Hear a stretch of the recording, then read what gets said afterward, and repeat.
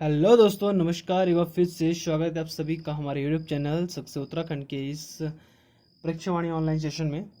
दोस्तों, जैसा कि आप सभी को पता है कि हम यहाँ पर उत्तराखंड के एक शासनिक एवं प्रशासनिक ढांचे के बारे में बात कर रहे थे। तो यहाँ पर हमने उत्तराखंड की संस्थात्मक प्रणाली की 3 अंगों के बारे में हमने यहाँ पर पढ़ा था, जिसमें पहला था आपका संस्थात्मक प्रणाली का जो पहला था आपका कार्यपालिका।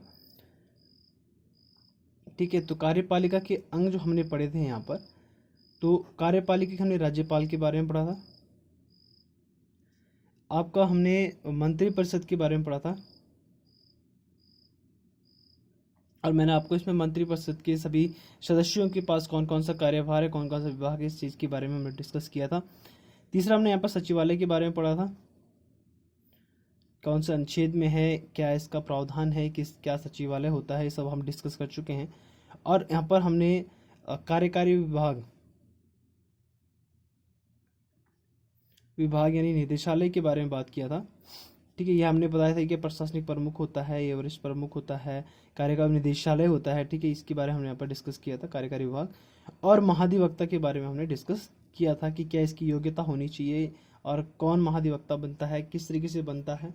ठीक है, कार्यकारी विभाग हमारा किस तरीके से काम करता है, हमारा निदेशालय, कौन कौन से स्टेप होते हैं, पहले कौन आता है, बाद में कौन आता है। मंडलायुक्त सबसे पहले अध्यक्ष होता है, फिर मंडलायुक्त होता है, फिर जिलाधिकारी होता है, फिर हमने यहाँ पर देखा था उप जिलाधिकारी होता है। ठीक है, ब्लॉक आता है जिलाधिकारी के अंडर में।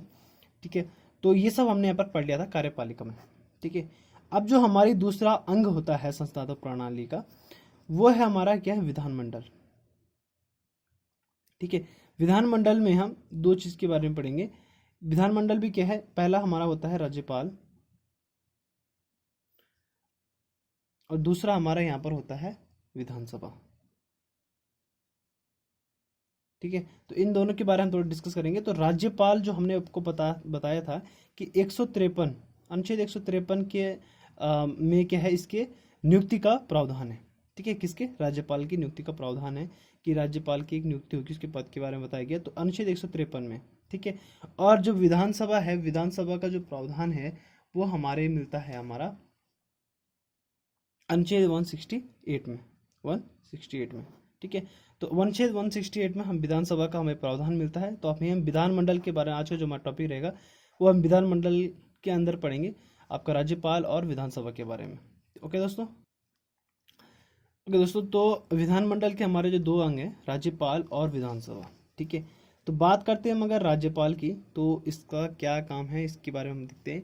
जो राज्यसभा है, जो राज्यपाल है, वो विधानमंडल में सबसे ऊपर इसका स्थान होता है, सबसे ऊपर इसका स्थान होता है, और उसके हस्ताक्षर के बिना कोई भी कानून परिवर्तन में नहीं आ सकता है, या कोई भी कानून नहीं लग सकता है।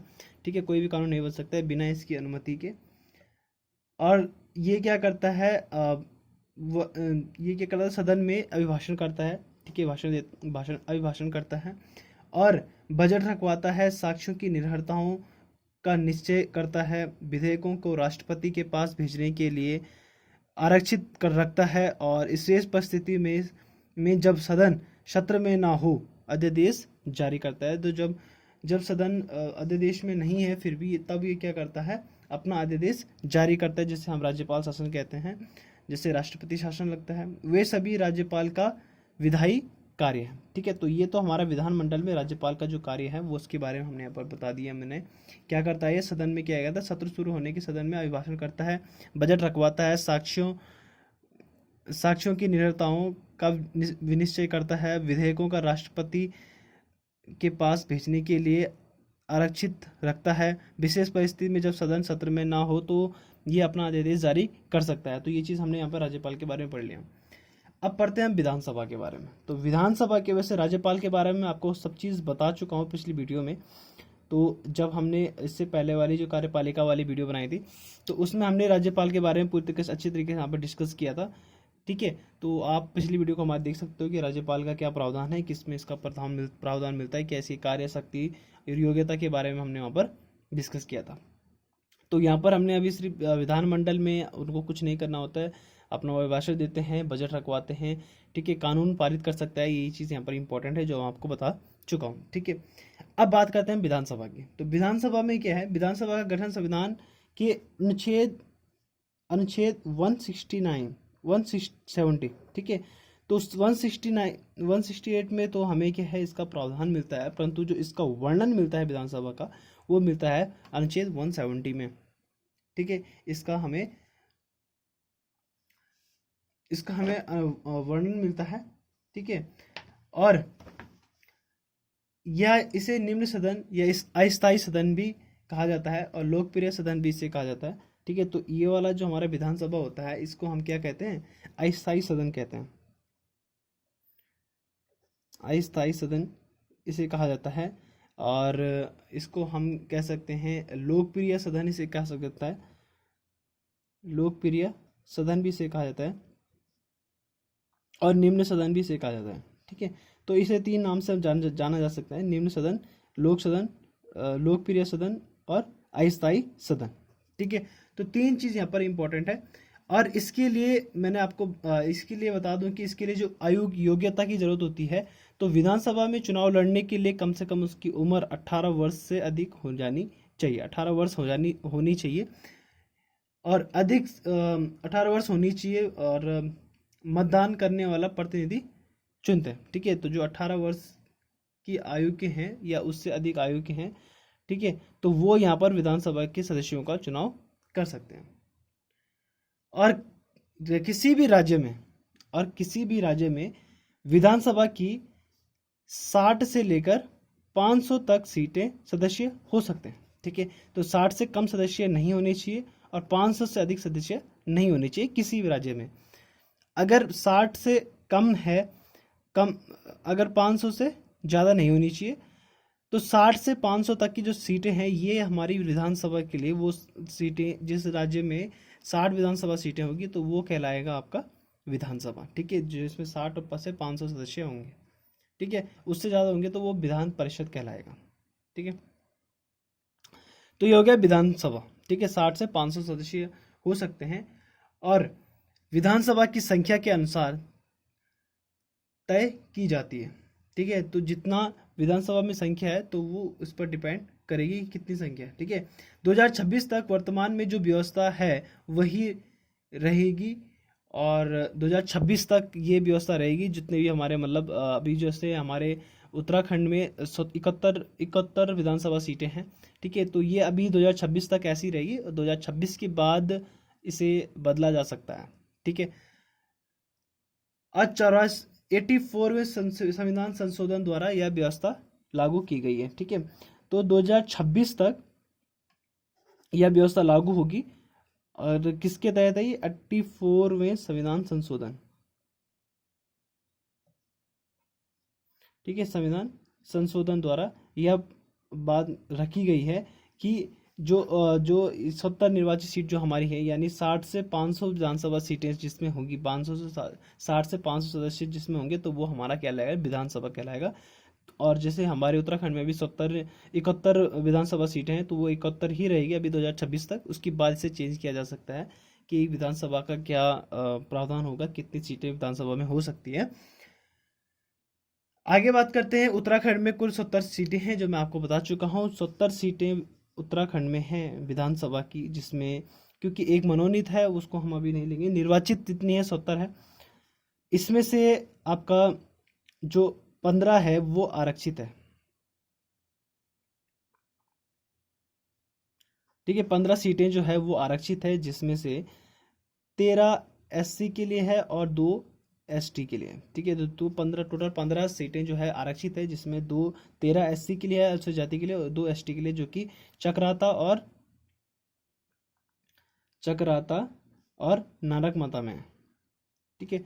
तो नानक मता, तो ये नानक मता जो आपका उधम सिंह नगर पड़ता है, चक्राता आपका देहरादून में पड़ता है। तो 2 एसटी के लिए आरक्षित सीट है, और टोटल 15 आरक्षित सीटें हैं 70 में से, जो कि एक एससी 13 एससी के लिए, 2 एसटी के लिए, ठीक है। अब जो ये 13 एससी के लिए है, ये किस में है, आर्टिकल 332 में, ठीक है। आर्टिकल 332 में जो है वो अनुसूचित जाति के लिए आरक्षित सीटें हैं, उसका प्रावधान है। और 2 एसटी के लिए जो है वो उनका आर्टिकल 333 ठीक है। तो आपको याद रखना है कि जो हमारी 70 निर्वाचित सीट, जो 70 हमारी निर्वाचित सीटें हैं विधानसभा में, ठीक है, 70 निर्वाचित सीटें हैं विधानसभा में, उनमें से क्या है, जो 13 हमारी एससी के लिए थी, ठीक है, यदि 15 सीटें हमारी जो आरक्षित थी इसमें, ठीक है, 15 जो हमारे आरक्षित, उसमें 13 एससी की जो सीटें हैं ये आर्टिकल आर्टिकल 332 के तहत है, इसे 13 इसमें आरक्षित सीटें हैं। और दो जो एसटी के लिए आरक्षित सीटें हैं, ये इनका प्रावधान हमें आर्टिकल कि इनके लिए भी सीटें होनी चाहिए, आर्टिकल 333 यानी 333, ठीक है। तो आपको ये चीज़ इंपॉर्टेंट याद रखनी है कि विधानसभा में अनुसूचित जाति के लिए आरक्षित सीटों का प्रावधान किस अनुच्छेद में मिलता है, तो वो मिलता है हमें 332 में, और एसटी के लिए आरक्षित सीटों का प्रावधान हमें मिलता है अनुच्छेद 333 में, ठीक है, उसमें ये चीज़ें कही गई है। उसके बाद विधानसभा जो कार्यकाल होगा, अब हमने यहाँ पर विधानसभा पढ़ी है, विधानसभा का जो कार्यकाल होगा वो होगा 5 वर्ष का, ठीक है, ये चीज़ आपको याद रखनी है, 5 वर्ष का कार्यकाल होगा।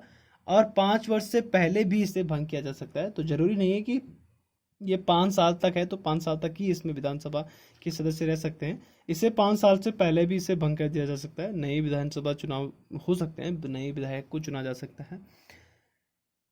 आपातकाल के समय 1 वर्ष बढ़ाया जा सकता है, और ऐसा भी नहीं है कि 5 वर्ष रहे से घटाया जैसे भंग किया जाए, अगर आपातकाल है तो इसे 1 वर्ष और बढ़ाया जा सकता है, यानी 5 से ये 6 वर्ष भी हो सकता है। परंतु इसमें एक कंडीशन होती है कि अगर आपातकाल ठीक हो गया, मतलब स्थिति नॉर्मल हो चुकी है, तो उससे 6 महीने के अंतर्गत इसमें इलेक्शन करवाने होते हैं और चुनाव कर सकते हैं। ये नहीं है कि जैसे हमें 1 वर्ष का कार्यकाल बढ़ा दिया 5 वर्ष के बाद, और 5 वर्ष 2 महीने में ही जो हमारा आपातकाल है वो स्थिति ठीक हो जाती है, तो ये नहीं कि वो साल भर तक पूरा विधायक रहेगा। 2 महीने के बाद 6 महीने के अंतर्गत उन्हें फिर से इलेक्शन करवाने होंगे, ठीक है। तो ये, ठीक है, तो 6 महीने के अंतर्गत इनको दोबारा से चुनाव करवाने होंगे अगर आपातकाल ठीक हो जाता है, ठीक है। तो ये कंडीशन भी यहाँ पर हमारे पास है, ठीक है। विधानसभा का चुनाव जो है सार्वभौमिक वयस्क मताधिकार होता है, तो सार्वभौमिक होता है, विधानसभा का चुनाव जो होता है वो सार्वभौमिक वयस्क मताधिकार होता है, ठीक है। तो जो वयस्क हैं यानी 18 वर्ष से ऊपर की आयु के हैं, तो वो यहाँ पर मत कर सकते हैं, ठीक है, वयस्क मताधिकार करते हैं, ठीक है। तो ये चीज़ आपको विधानसभा के बारे में नॉर्मली ये चीज़ें याद रखनी है कि विधानसभा में क्या है, विधानसभा क्या है, ठीक है। तो इस ऊपर हम थोड़ा रिवाइज कर लेते हैं, ठीक है।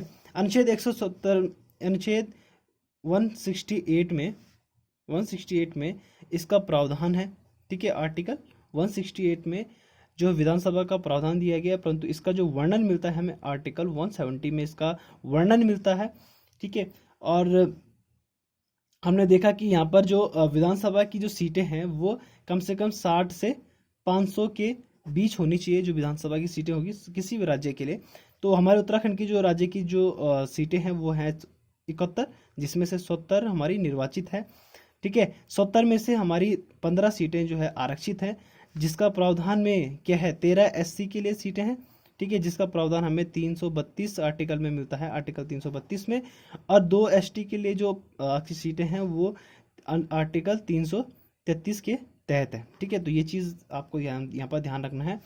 और हमने यहाँ पर और चीज़ें पढ़ी थी कि इसका विधानसभा का जो कार्यकाल होगा वो 5 वर्ष का होगा, कार्यकाल इसका जो होगा 5 वर्ष का होगा। और 6 वर्ष अगर इसको हम पहले भी भंग कर सकते हैं, और अब अगर आपातकाल है तो इसको 1 वर्ष और बढ़ाया जा सकता है, 6 वर्ष का भी हो सकता है इसका कार्यकाल। परंतु अगर आपातकाल खत्म हो जाता है तो 6 महीने के अंतर्गत हमें क्या करना पड़ेगा, इसमें इलेक्शन करना पड़ेगा, ये चीज़ भी हमें विशेषकर इसमें ध्यान देनी है, ठीक है। और यही चीज़ें, और ये जो व्यवस्था है हमारी जो अभी 60 से 500 सीटों का, ठीक है, तो और 70 जो हमारी जितनी भी अभी निर्वाचित सीटें हमारे पास है, तो वो 2026 तक ऐसे की ऐसी ऐसे ही बनी रहेगी व्यवस्था। इसके बाद इसमें चेंजेस किया जा सकता है कि कहाँ पर हमें विधानसभा या विधानसभा को बढ़ाना है, कहाँ पर घटाना है, ठीक है। तो ये चीज़ 2026 के बाद ही देखी जाएगी। तो अभी ये हम यहाँ पर पढ़ चुके हैं, जो ये भी 2026 में जो होगा ये 84 यानी 84वें संविधान संशोधन के द्वारा यह बताया गया है, ठीक है। उसमें बताया गया है कि अभी 2026 तक क्या किया जाएगा, इसमें कोई भी बदलाव नहीं किया जाएगा। ठीक है दोस्तों, तो आज के इसमें हमने यही चीज़ पढ़ी है। और योग्यता देख लेते हैं। ठीक है, योग्यता मैं आपको बता चुका हूँ। इसमें जो है जो विधानसभा का सदस्य होगा, वो इसकी उम्र जो होनी चाहिए 25 वर्ष होनी चाहिए, इसलिए तभी वो विधायक का चुनाव लड़ सकता है। पहली योग्यता। वो भारत का नागरिक होना चाहिए। ठीक है, भारत का नागरिक होना चाहिए। ठीक है, दूसरी बात, वो पागल या दिवालिया ना नहीं होना चाहिए, मतलब पागल नहीं होना चाहिए, या ऐसा कोई आदमी नहीं होना चाहिए जो गलत वर्क करे। ठीक है, या हानि पहुंचाए किसी को, तो ऐसा व्यक्ति नहीं होना चाहिए। तीसरा, अनुच्छेद 178 के अनुसार आर्टिकल 178, ठीक है, आर्टिकल 178 के अनुसार क्या है, विधानसभा का एक अध्यक्ष तथा एक अध्यक्ष चुना जाता है। ठीक है, आर्टिकल 178 के तहत क्या है, विधानसभा में भी एक अध्यक्ष चुना जाएगा। ठीक है, विधानसभा का एक अध्यक्ष चुना जाता है, जो कि इन्हीं विधायकों में से एक होता है। ठीक है, इन्हीं विधायकों में से एक होता है विधानसभा अध्यक्ष। ठीक है, जिसको क्या है, अध्यक्ष अपना, और अध्यक्ष जो है इसका, जो विधानसभा अध्यक्ष है, वो अपना त्याग पत्र किसको दे सकता है, ये अपना त्याग पत्र जो है वो उपाध्यक्ष को देगा। किसको देगा, उपाध्यक्ष को। ठीक है, उपाध्यक्ष को देगा। और जो विधानसभा सत्र है, 1 वर्ष से कम या कम से कम 2 बार होना आवश्यक है। ठीक है, विधानसभा का जो सत्र का 1 वर्ष में कम से कम 2 बार होना आवश्यक है, तथा 2 सत्रों में के मध्य 6 माह से अधिक का समय का अंतराल नहीं होना चाहिए। तो विधानसभा सत्र प्रत्येक 1 वर्ष में 2 बार कम से कम विधानसभा सत्र लगना चाहिए। ठीक है, यानी उनकी एक बैठक होनी चाहिए। और विधानसभा को भंग नहीं सिरे से चुनाव करवाए जा सकते हैं। अगर विधानसभा का भंग हो जाता है या विधानसभा टूट जाती है, तो उसके लिए नए सिरे से इसमें इलेक्शन करवाना पड़ेगा। और विधानसभा भंग होने पर अध्यक्ष जो है वो नवनिर्वाचित विधानसभा का अपने पद पर बना रहता है। ठीक है, तो जो अध्यक्ष है, जो नवनिर्वाचित अध्यक्ष है हमारा विधानसभा अध्यक्ष, वो अपने ही स्थान पर बना रहेगा, इसको कोई चेंजेस नहीं किया जाएगा। और अगर कोई विधायक है, ठीक है, अगर विधानसभा भंग हो जाती है तो अध्यक्ष वहीं पर रहेगा, परंतु जो विधानसभा है उनका जो है क्या इलेक्शन करवाया जाएगा। ठीक है, तो उनको हम आगे बढ़ाएंगे। तो ये तो थी हमारी विधानसभा की बैठक। और जो गणमूर्ति, यानी जो कोरम हम कहते हैं, गणमूर्ति। ठीक है, तो गणमूर्ति, इसको हम कहते हैं कोरम। तो कोरम क्या होता है, ये चीज भी आपको थोड़ा ध्यान दीजिए। कोरम क्या होता है, विधानसभा की बैठक में कुल सदस्यों में से 1/10 सदस्य जो होते हैं, ठीक है, पूरे जितने भी सदस्य हैं किसी भी विधानसभा में, ठीक है, तो उसका 1/10 सदस्य जो है आपका, 1/10 सदस्य जो है वो आपका विधानसभा में की बैठक जो होती है उसमें भाग लेना जरूरी है। ठीक है, 1/10 सदस्य जो है विधानसभा की बैठक में भाग लेगा। और मंत्रिपरिषद विधानसभा के प्रति उत्तरदायी होता है। 5 नवंबर 2001 से 2008 तक सीटों का परिसीमन किया गया और विधानसभा सीटों की संख्या 70+1 कर दी गई। ठीक है, तो 5 नवंबर 2001 से 2008 तक, ठीक है, 2008 तक क्या सीटों की संख्या का परिसीमन किया गया, मतलब सीटों की संख्या में कोई चेंजेस नहीं किया गया। उसके बाद एक सीट को बढ़ा दिया गया, मनोनीत सीट को। ठीक है, तो उत्तराखंड में भी एक मनोनीत सीट रखी गई, इसलिए कितनी 70+1 सीट हो गई। ठीक है, 71 विधानसभा सीटें हो गई। और राज्य के गठन के समय राज्य के विधानसभा में विधानसभा की 22 तथा विधान परिषद की 9 सीटें थी। ठीक है, तो जब राज्य का गठन हुआ, ठीक है, उत्तराखंड राज्य का जब गठन हुआ, तो उस समय जो विधानसभा की सीटें थी वो 22 थी। 22 विधानसभा के सदस्य थे जो हमारी अभी बनी उस समय विधानसभा। 22 हमारे क्या थे, विधानसभा के सदस्य थे। और 9 सीटें जो थी हमारी किसकी थी, 9 सदस्य किसके थे, विधान परिषद के। ठीक है, तो टोटल 31 सीटें थी ये उस टाइम पे। ठीक है, उस समय 31 सीटें टोटल थी। तो उसमें से 22 सदस्य जो थे वो विधानसभा के थे और 9 सदस्य जो थे वो हमारे विधान परिषद के थे। तो इन्होंने ये तो यहाँ पर विधायक बना गया, फिर इसके बाद मुख्यमंत्री इसमें चुना गया। तो मुख्यमंत्री बने। ठीक है, तो विधायक जो हमारे उस टाइम पे जब गठन हुआ था उपरांत उसके समय पे, तो 22 सदस्य जो हमारे किसके थे, विधानसभा के थे,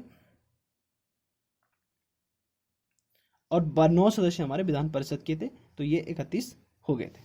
ठीक है, ओके दोस्तों, आज के लिए इतना ही। कल हम यहाँ पर आगे पढ़ेंगे विधानसभा सत्र के बारे में। ठीक है, तो कितने विधानसभा सत्र हमारे हुए उन सब चीज़ के बारे में डिस्कस करेंगे। तो आज के लिए इतना ही, तब तक के लिए धन्यवाद। हमारी वीडियोस को आपको लाइक, अगर अच्छी लगी है तो लाइक एंड सब्सक्राइब कीजिए और शेयर कीजिए हमारे चैनल को। Thank you.